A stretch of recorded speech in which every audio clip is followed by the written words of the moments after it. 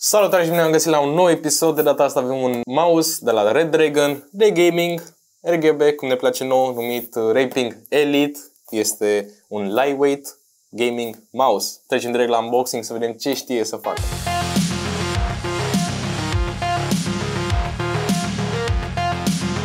Un mic sigiliu aici pe care trebuie să-l tăiem. Da, cartea și foarfeca. Să vedem. Bam, bam. Aici mai avem manualul de instrucțiuni împreună cu un sticker pentru cei care colecționează. Hai să vedem. Atâta mai vine. Mamă, chiar că e ușor. Aproximativ 50 de grame. Avem și aici un design. Honeycomb-uri și pe față și pe spate. Pe lateral un mic design pentru un grip mai bun. Două butoane laterale, buton de DPI pe mijloc, rotiță destul de silențioasă. În palmă vine destul de bine, vine la fix. Aș zice ca dimensiune așa un mouse mediu, am văzut și mai mici, am văzut și mai mari, deci medium să fie. Iar pe spate avem și un buton pentru mode switch. O să vedem imediat ce înseamnă asta. Să desfacem și cablul. Destul de gros, matisat, USB, aurit, bineînțeles, cum ne place nouă. Un detaliu ceva n-avem, decât aici o mică etichetă cu Red Dragon. Pe spate mai avem logo-ul Red Dragon și pe altundeva, așa nu văd, pe butonul din față mai exact, avem și aici un mic grip față de celălalt buton care este netted. Asta mai mult pentru a ne ajuta să le distingem odată ce avem degetul pe ele.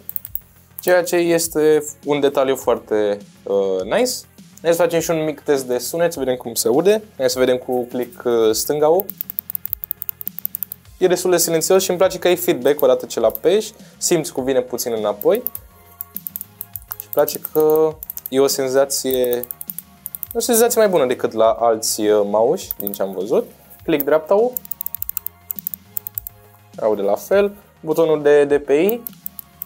E ok, rotița, care mi se pare destul de silențioasă. Și îmi place la fel că ai un mic feedback și simți rotița mult mai bine și nu alunecă efectiv. Iar butoanele laterale se aud cam așa. Astea se aud ceva mai tare, dar nu cred că este o problemă atât de mare.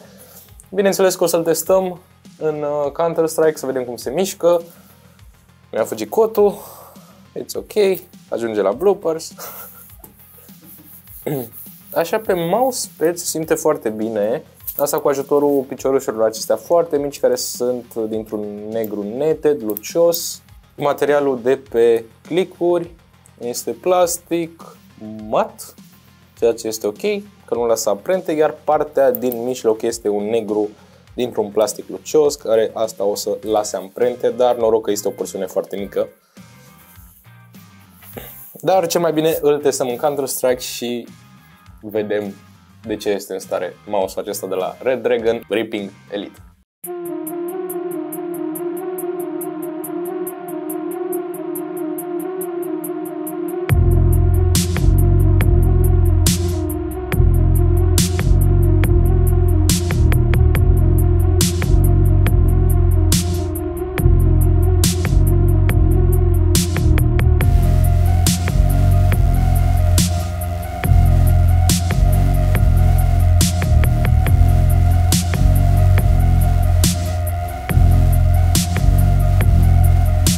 Acum că am testat și acest mouse de la Red Dragon Reaping Elite Lightweight, ce-mi place cuvântul ăsta, mă simt ca la box.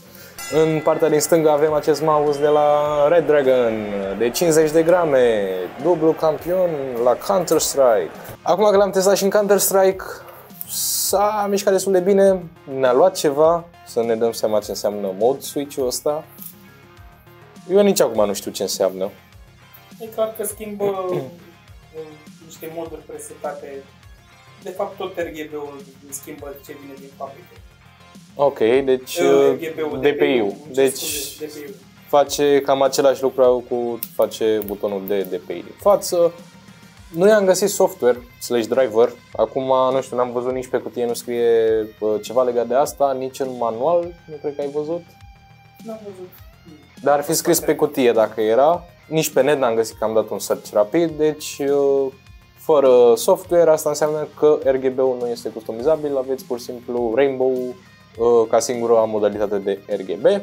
Acum, legat strict de Counter-Strike și de jocurile FPS în general, îmi place rotița. Ai un feedback bun la rotiță, pentru că l-am testat foarte mult și cu AWP-ul / seringa în Counter, așa că se mișcă bine și ai un feedback anume, simți rotița mult mai bine și când apeși pe rotiță la fel, depinde cum aveți și voi bindurile făcute pentru Counter-Strike, dar se mișcă bine, îmi place cum alunecă pe desk mat, iar așa în palmă stă destul de bine. Pentru mâna mea mai măricică, e puțin cam micuț, dar am testat și mouse mai mici. Eu îi prefer pe cei mai mari, dar asta din nou este o notă strict personală. Îmi place cum stă pe partea de grip, mai ales lateralele, care au un design făcut de așa natură pentru a îmbunătăți gripul. Deci forma per total stă ok, nu? Da, per total e ok. Îmi ies mie degetele de pe click-uri. Da, mi s-a mai spus. Chiar mi s-a mai spus. Designul aici, din nou, ține de fiecare dacă vă place sau nu. Eu nu pot să zic că sunt un mare fan, dar nici nu mă deranjează prea mult. Odată, până la urmă, nu mă uit la mouse când îl folosesc, mai ales în jocuri. Dar un minus ar fi se cam strânge praful pe aici. Deci trebuie să aveți grijă să-l curățați. Mai ales pe partea din spate, unde aveți în fața procesorului, ce naiba e ăsta, senzorului și a părții tehnologice, chestii grele pe care nu știu cum să le numesc. Detalii. Îmi plac detaliile de RGB, cum o să vedeți și în B-roll, e pe zona aceasta. Mi se pare un detaliu ok. Dar pentru Counter-Strike mi se pare că este fix ce trebuie, nici mai mult, nici mai puțin. Adică este un mouse care își face treaba în banii aceștia. Ai făcut kill-uri? Ai făcut, da? S-au făcut kill-uri. Cu AWP-ul, la fel în Counter s-a mișcat destul de bine. Switch rapid între AWP și cuțit cu scroll-ul acesta n-am avut probleme.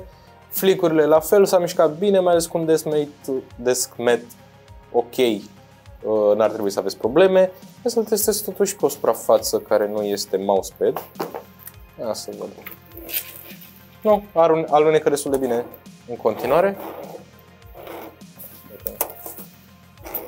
Da. Alunecă bine.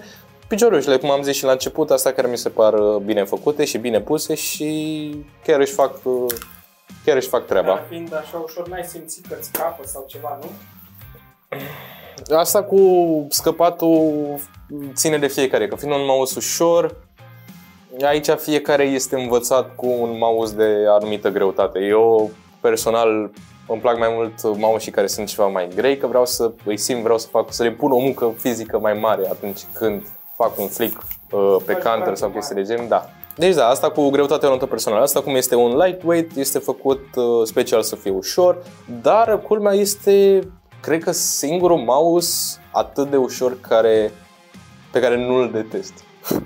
Până acum nu suportam, dar în joc mi s-a părut chiar ok și chiar dacă era lightweight, nu mi s-a părut o problemă atât de mare pentru mine, mai ales că nu sunt obișnuit cu astfel de greutate. Și cam asta a fost review-ul nostru pentru acest mouse de la Red Dragon Ripping Elite Lightweight Gaming Mouse. Un nume foarte lung. Dar hei, nu uitați de like dacă v-a plăcut acest clip, să ne lăsați un comentariu, să-mi spuneți părerea voastră legată de acest mouse, dacă vi l-ați cumpărat, ce părere aveți de design și, de curiozitate, voi ce greutate preferați la un mouse? Unul mai ușor, 40-50 de grame sau mergem spre 60, 70, chiar 80 de grame? Nu uitați de share, să vă arăți prietenii voștri ce facem noi aici. Avem și un server de Discord, îl găsiți în descriere, unde vorbim acolo în fiecare zi. Join la comunitate, Patreon, tot ce vreți voi. Clopoțel, dacă n-ați făcut-o deja, și ne vedem în episodul următor. Bye!